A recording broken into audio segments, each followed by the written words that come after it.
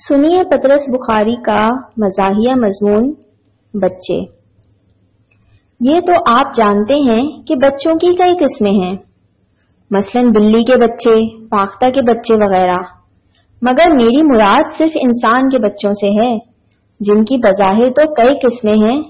کوئی پیارا بچہ ہے اور کوئی ننھا بچہ ہے، کوئی پھول سا بچہ ہے اور کوئی چاند سا بچہ ہے، لیکن یہ سب اس وقت تک کی باتیں ہیں جب تک برخودار پنگوڑے میں سویا پڑا ہے۔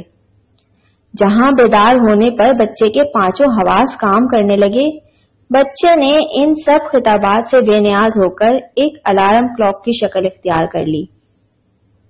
یہ جو میں نے اوپر لکھا ہے کہ بیدار ہونے پر بچے کے پانچوں حواس کام کرنے لگ جاتے ہیں، یہ میں نے حکمہ کے تجربات کی بنا پر لکھا ہے، ورنہ حاشا و کلا میں اس بات کا قائل نہیں۔ کہتے ہیں بچہ سنتا بھی ہے اور دیکھتا بھی ہے، لیکن مجھے آج تک سوائے اس کی قوت ناطقہ کے اور کسی قوت کا ثبوت نہیں ملا۔ کئی دفعہ ایسا اتفاق ہوا ہے کہ روتا بچہ میرے حوالے کر دیا گیا کہ ذرا اسے چپ کرانا۔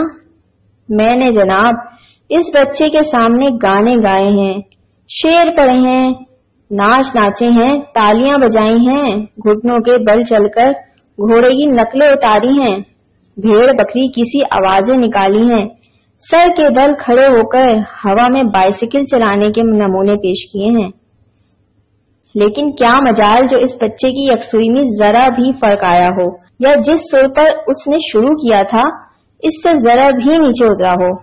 اور خدا جانے ایسا بچہ دیکھتا ہے اور سنتا ہے تو کس وقت؟ بچے کی زندگی کا شاید ہی کوئی لمحہ ایسا گزرتا ہو جب اس کے لیے کسی نہ کسی قسم کا شور ضروری نہ ہو۔ اکثر اوقات تو وہ خود بھی سامعہ نوازی کرتے رہتے ہیں، ورنہ یہ فرض ان کے لواحقین پر عائد ہوتا ہے۔ ان کو سلانا ہو تو لوری دیجیے، ہنسانا ہو تو محمل سے فکرے بے معنی سے بے معنی منہ بنا کر بلند سے بلند آواز میں ان کے سامنے دہرائیے، اور کچھ نہ ہو تو شعلے بیکاری کے طور پر ان کے ہاتھ میں ایک جھنجھنا دے دیجیے۔ یہ جھنجھنا بھی کمبخت کسی بیکار کی ایسی ایجاد ہے کہ کیا عرض کروں، یعنی ذرا سا آپ ہلا دیجیے لڑکا چلا جاتا ہے، اور جب تک دم میں دم ہے اس میں سے ایک ایسی بے سری کرخت آواز متواتر نکلتی رہتی ہے کہ دنیا میں شاید اس کی مثال محال ہے۔ اور جو آپ نے مامتا یا باپتا کے جوش میں آ کر برخودار کو ایک عدد وہ ربڑ کی گڑیا منگوا دی جس میں ایک بہت ہی تیز آواز کی سیٹی لگی ہوتی ہے، تو بس پھر خدا حافظ۔ اس سے بڑھ کر میری صحت کے لیے مضر چیز دنیا میں اور کوئی نہیں، سوائے شاید اس ربڑ کے تھیلے کے جس کے منہ پر ایک سیٹی دار نالی لگی ہوتی ہے اور جس میں منہ سے ہوا بھری جاتی ہے۔ خوش قسمت ہیں وہ لوگ جو والدین کہلاتے ہیں، بدقسمت ہیں تو وہ بیچارے جو قدرت کی طرف سے اس ڈیوٹی پر مقرر ہوئے ہیں کہ جب کسی عزیز یا دوست کے بچے کو دیکھیں تو ایسے موقعوں پر ان کے ذاتی جذبات کچھ ہی کیوں نہ ہوں، وہ یہ ضرور کہیں کہ کیا پیارا بچہ ہے۔ میرے ساتھ کے گھر میں ایک مرزا صاحب رہتے ہیں، خدا کے فضل سے 6 بچوں کے والد ہیں۔ بڑے بچے کی عمر 9 سال ہے، بہت شریف آدمی ہیں۔ ان کے بچے بھی بیچارے بہت ہی بے زبان ہیں۔ جب ان میں سے ایک روتا ہے تو باقی کے سب چپ کے بیٹھے سنتے رہتے ہیں۔ جب وہ روتے روتے تھک جاتا ہے تو ان کا دوسرا برخوردار شروع ہو جاتا ہے، وہ ہار جاتا ہے تو تیسرے کی باری آتی ہے۔ رات کی ڈیوٹی والے بچے الگ ہیں، ان کا سر ذرا باریک ہے۔ آپ انگلیاں چٹکوا کر، سر کی کھال میں تیل جھسوا کر، کانوں میں روئی دے کر، لحاف میں سر لپیٹ کر سوئیے، ایک لمحے کے اندر آپ کو جگا کے اٹھا کے بٹھا نہ دیں تو میرا ذمہ۔ انہی مرزا صاحب کے گھر پہ جب میں جاتا ہوں تو ایک ایک بچے کو بلا کر پیار کرتا ہوں۔ اب آپ ہی بتائیے کہ میں کیا کروں۔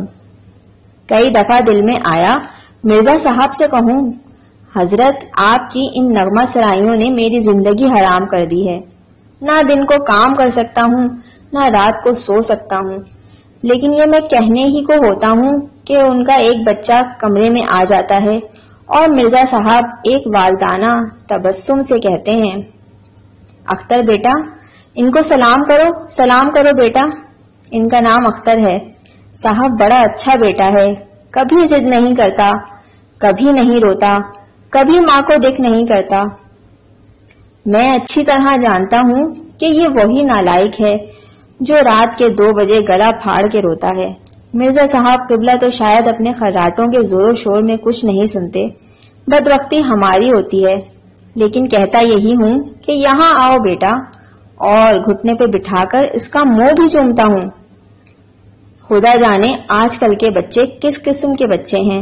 ہمیں اچھی طرح یاد ہے کہ ہم بقر عید کو تھوڑا سا رو لیا کرتے تھے، اور کبھی کبھار کوئی مہمان آ نکلا تو نمونے کے طور پر تھوڑی سی ضد کر لی، کیونکہ ایسے موقع پر ضد کارآمد ہوا کرتی تھی۔ لیکن یہ کہ 24 گھنٹے متواتر روتے رہیں، ایسی مشق ہم نے کبھی بہم نہ پہنچائی تھی۔